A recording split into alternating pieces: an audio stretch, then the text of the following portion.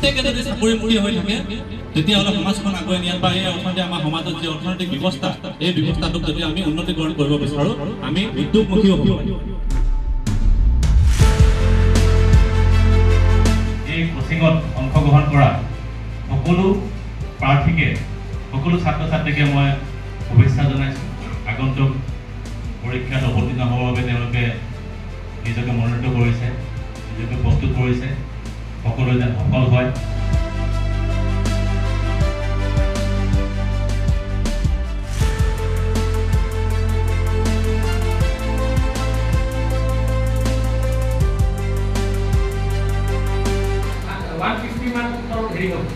তাতে তোমালোকৰ time limit থাকিব, তাৰমানে এটা কুৱেশ্যনত তোমাৰ 1.5 মিনিট মেক্সিমাম তোমালোকে ক্লিয়াৰ কৰিব পাৰিব।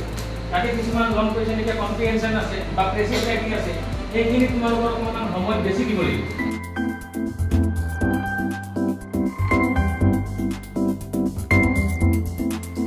আমাৰ ফালৰ পৰা যিখিনি চেষ্টা কৰিছোঁ আৰু আপোনালোকৰ ফালৰ পৰা যিখিনি সহযোগ পাইছোঁ যে এই বিনামূলীয়া যি কৰ্মশালা তাত যি ধৰণে আপোনালোকে অংশগ্ৰহণ কৰিছে আমাক প্ৰয়াসখিনিত আমাৰ অনুভৱ হৈছে আমি যিখিনি প্ৰয়াস কৰিবলৈ চেষ্টা কৰিছোঁ আপোনালোকৰ উপস্থিতি আপোনালোকৰ অংশগ্ৰহণে আমাক আৰু দুগুণ উৎসাহিত কৰি দিছে।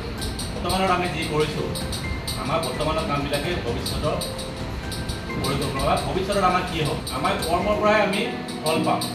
আমি যেনেধৰণৰ কৰ্ম কৰিম তাৰ ফলে আমাৰ ওচৰত ঘূৰি আহিব। আমি যদি কষ্ট কৰোঁ, চেষ্টা যদি কৰোঁ, তাৰ ফল নিশ্চয় পাম।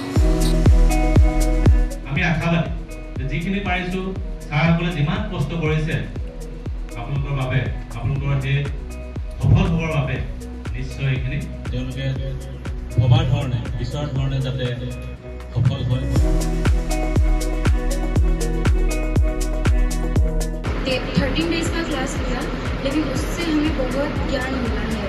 जो ज्ञान हमारे ये 3rd grade 4th grade exam के लिए ही नहीं, हम भविष्य में जो भी एग्ज़ाम देंगे उसमें भी एक ज्ञान मतलब काम आएगा। जो एक फाउंडेशन बनना चाहिए कॉम्पिटिटिव एग्ज़ाम के लिए, वो फाउंडेशन यहीं से बन गया है और मजबूत हो गया है। यहाँ में जो हमारे शिक्षक हैं जिन्होंने हमारा क्लास लिया था, हिस्ट्री, पॉलिटी, इंग्लिश, मैथ्स, जो भी सब्जेक्ट्स थे, इकोनॉमिक्स, सब ने अच्छे से पढ़ाया।